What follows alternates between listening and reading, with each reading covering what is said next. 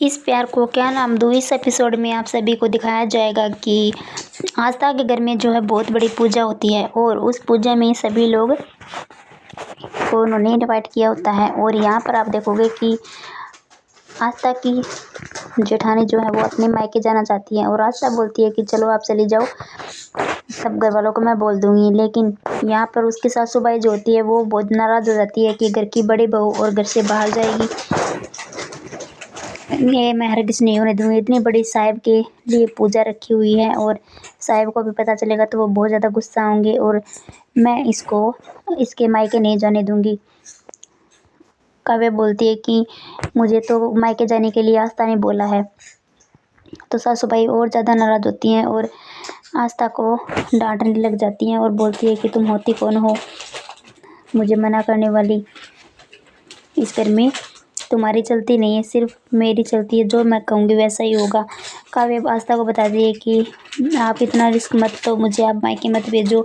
अगर मैं मायके चली गई तो यहाँ पर जो है आप लोग सभी को बहुत ज़्यादा डांटेंगे और सभी लोग आपसे रूडली बात करेंगे। आस्था बोलती है कि नहीं तुम जाओ, मैं सब कुछ देख लूँगी। और इधर जो है आस्था काव्या जो सभी सारी बातें सुन रही होती है और वह अपनी दादी माँ को बता देती है। सासूबाई बोलती है कि काव्या कहाँ पर है। तो यहाँ पर उसकी बेटी बोलती है कि मेरी मम्मा तो अपने नानी के गई है। तो वह आस्था उसको पकड़ लेती है और बातों को पलटने लग जाती है। बोलती है कि नहीं वो यहीं पर है, वो उससे कुछ काम था इसलिए वो कुछ काम से बाहर गई है। आस्था बोलती है अपने जेठ को जो से वो बाई जी बोलती है कि मैंने ही काव्या को बाहर कुछ देर के लिए अपने मायके गाला है और अगर आपको कोई एतराज़ नहीं है तो वो थोड़ी देर अपने माँ बाप से मिल के वापस आ जाएगी। तो वह बोलता है कि आस्था सासूबाई को पता चलेगा ना तो वो बहुत नाराज़ होंगी मेरी माँ। और आई को ये सब बातें ये पता चलेगा कि तुमने उसे भेजा है तो वह बहुत ज़्यादा नाराज़ हो जाएंगी। और इसमें मैं कोई कुछ भी नहीं कह सकता हूँ, मैं ना ही तुम्हारी कह सकता हूँ ना ही मेरी माँ की, तो तुम देख लो। तो वह बोलती है कि ठीक है, तो मैं सब कुछ देख लूँगी, जो भी होगा मैं देख लूँगी। और इधर आप देखोगे कि काव्या की माँ जो होती है मज़े में होती है, खूब सेब संतरे खा रही होती है, सो रही होती है खाट पर। और इधर आप देखोगे कि यहाँ पर आस्था की माँ और दादी माँ सभी लोग जो है फंक्शन के लिए रेडी होते हैं आस्था के घर जाने के लिए। और यहाँ पर श्लोक की बहन जो होती है वो घर छोड़कर चली जाती है और उसकी तबीयत जो होती है ख़राब होती है। तो उनको आस्था की माँ बोलती है कि तुम यहीं पर रहो, हम लोग चले जाते हैं, अपना ख्याल रखना। और वह बोलती है कि ठीक है, मैं तो उस घर में जाना भी नहीं चाहती, वह एक घर नहीं है, सिर्फ और सिर्फ एक नरक है और उस नरक में मैं जाना नहीं चाहती हूँ। और इधर ये बोलता है कि आप किसी न किसी ये बोलता है कि किसी न किसी बहाने आप उसको लेके आ जाओ श्लोक की बहन को। लेकिन वह साफ साफ मना कर देती है कि नहीं मुझे नहीं आना।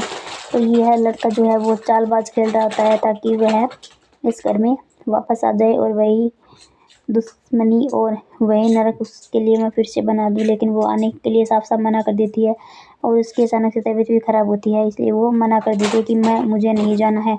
इधर आप देखो कि आस्था जो होती है पूजा के लिए रेडी हो जाती है। उसने ग्रीन कलर की साड़ी और येलो कलर की साड़ी पहनी है, वो बहुत ही ज़्यादा खूबसूरत लग रही है और वो बालों में गजरा लगा रही होती है। इतने में श्लोक उसके पास आ जाता है और बोलता है कि वाह, मेरी बीबी तो किसी हीरोइन से कम नहीं लग रही है, सच में आस्था आज तुम बहुत ज़्यादा खूबसूरत लग रही हो।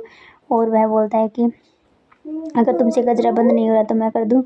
तो आस्था बोलती है कि नहीं नहीं मिस्टर श्लोक अग्निहोत्री, आप तो मुझसे दूर ही रहो, मैं अपने काम खुद कर सकती हूँ। वह दोनों जो है रोमांटिक हो जाते हैं और शीशे के अंदर देखते हैं एक दूसरे को और अपने प्रेम भरी बातें करते हैं। और इधर आप देखोगे कि वह लड़का जो होता है यश की आस्था की ननद को बोलता है कि तुम ठीक हो। वो बोलती है कि मैं तो ठीक हूँ। वह बोलता है कि तुम ज़्यादा दिमाग में टेंशन मत लिया करो, नहीं तो बेबी पे असर पड़ेगा। वह बोलती है कि ठीक है।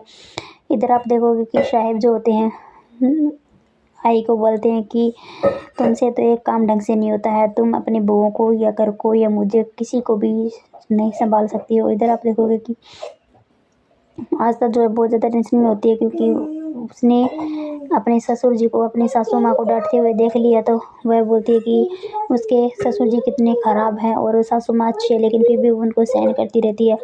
इसलिए वह अपनी सासू माँ को बोलती है कि आप इतना सब कुछ मत सहन किया करो, आप जिस जो आपके मन में होता है वह बातें बोल दिया करो। तो मिलते हैं अगले एपिसोड में।